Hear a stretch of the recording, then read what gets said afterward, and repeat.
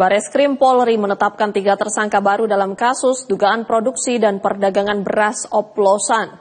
3 tersangka merupakan pejabat PT Padi Indonesia Maju yang merupakan anak perusahaan dari grup Wilmar. Ketiganya dijerat menggunakan Undang-Undang Perlindungan Konsumen dan Undang-Undang Tindak Pidana Pencucian Uang. Direktorat Tindak Pidana Ekonomi Khusus Bareskrim Polri merilis identitas 3 tersangka baru dalam kasus produksi dan perdagangan beras oplosan. Kali ini tersangka merupakan 3 pejabat dari PT Padi Indonesia Maju yang merupakan anak perusahaan dari grup Wilmar. Ketiganya adalah S selaku Presiden Direktur, AI selaku Kepala Pabrik, dan DO sebagai Kepala Bagian Quality Control. Direktur Tipideksus Bareskrim Polri Brigjen Helvi Asegaf bilang, pihak direksi PT Padi Indonesia Maju tidak melakukan upaya perbaikan terkait temuan beras oplosan meski sudah ada permintaan klarifikasi dan teguran tertulis dari penyidik. Perusahaan pun tidak melakukan pengawasan dengan baik, padahal memiliki dokumen instruksi kerja. Kata polisi, dari 22 petugas quality control, hanya 1 yang tersertifikasi. Intensitas pengecekan kualitas pun tidak dilakukan sesuai standar. 4 merek beras yang terindikasi tak sesuai standar, bermerek Sania, Fortune, Sofia, dan SIIP. Dari hasil tersebut ditemukan fakta-fakta penyidikan.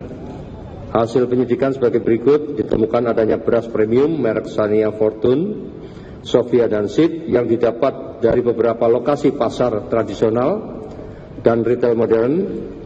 Dan setelah dilakukan uji laboratorium, diketahui hasil komposisi beras tidak sesuai standar mutu SNI beras premium nomor 6128/2020 yang ditetapkan dalam Permentan nomor 31 tahun 2017 tentang kelas mutu beras dan Peraturan Badan Pangan Nasional nomor 2 tahun 2023 tentang persyaratan mutu dan label beras.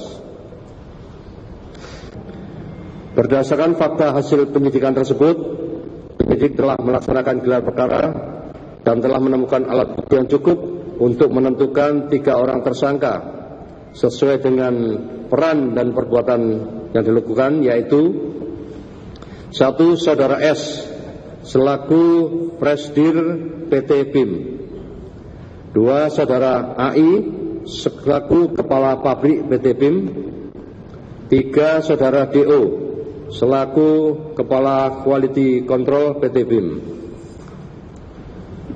Modus operandi yang dilakukan yaitu pelaku usaha melakukan produksi dan perdagangan beras premium tidak sesuai standar mutu SNI beras premium nomor 6128/2020. Dalam pengungkapan kasus, polisi menyita barang bukti berupa 13.000 lebih karung beras seberat 58,9 ton beras premium dalam 4 merek, yaitu Sania, Fortune, SIP, dan Sofia. Beras ini dikemas dalam paket seberat 2,5 dan 5 kg. Selain itu, polisi juga menyita 1 set mesin produksi beras dan sejumlah dokumen perusahaan.